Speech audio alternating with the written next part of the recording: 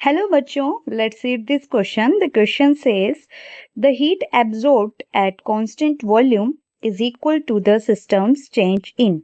Option A is enthalpy, option B is entropy, option C is entropy into temperature, option D is internal energy. Okay. सो बेटा इस question का की concept क्या होने वाला है? अगर हम की कॉन्सेप्ट के बारे में बात करें तो सबसे पहले चीज ये है कि सिस्टम की हीट का मतलब क्या होता है। अगर हीट की बात करें तो हीट को हम रिप्रेजेंट करते हैं बेटा क्यू से, ठीक है। Heat is also is a energy, in form of energy we can say, ठीक है।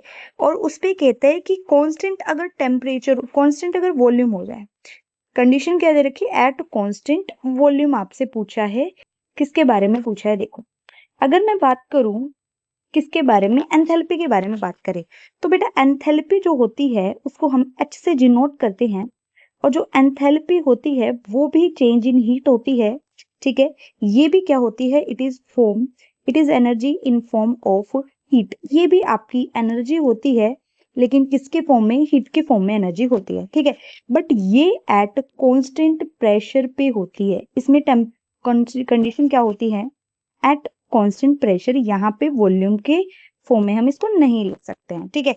अगर हम बात करें उसके बाद एंट्रोपी की, तो जो एंट्रोपी होती है उसको हम एस से डिनोट करते हैं, और वो आपकी रैंडमनेस को शो करती है, रैंडमनेस को रिप्रेजेंट करती है कि रैंडमनेस की किस एनर्जी की वजह से है, दैट इज एंट्रोपी। ऑलराइट, ये भी आपकी कांस्टेंट वॉल्यूम पे नहीं होती। इस केस में जरूरी नहीं है कि वॉल्यूम कांस्टेंट हो, कांस्टेंट वॉल्यूम का केस नहीं होता है, ठीक है।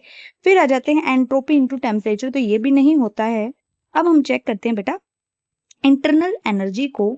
जो आपकी इंटरनल एनर्जी होती है वो क्या होती है? यू से हम इसको डिनोट करते हैं, और ये आपकी किसी सिस्टम की टोटल एनर्जी होती है, किसी सिस्टम की at constant temperature as well as and at, अगर हम बात करें इसी में, अगर हम कांस्टेंट वॉल्यूम की बात करें, अगर हमने वॉल्यूम भी कांस्टेंट रख दिया तो उस केस में क्या हो सकता है, हम चेक करते हैं, ठीक है। अगर मैं बात करूं change in internal energy del u की, तो वो इक्वल होता है q plus p del v के। वर्क होता है, वर्क को अपन चेंज कर देते हैं, पी डेल वी लिख देते हैं। तो अगर वॉल्यूम कांस्टेंट होगा बेटा तो चेंज इन वॉल्यूम वहां पे क्या होगा? जीरो, क्योंकि वॉल्यूम तो चेंज हुआ ही नहीं है। V2 और V1 क्या होंगे? बराबर होंगे। तो V2 माइनस V1 की वैल्यू क्या आ जाएगी बेटा? जीरो। तो डेल V की वैल्यू जीरो होगी, यानी ये वाली टर्म आपकी जीरो हो जाएगी, और डेल यू किसके इक्वल आ जाएगा? आपका क्यू के इक्वल आ जाएगा, मतलब हीट के इक्वल आ जाएगा। So heat absorbed at constant volume अगर हम बात करेंगे, that will be equal to the internal energy. So your option number D is correct. Hope you understood it well. Best of luck.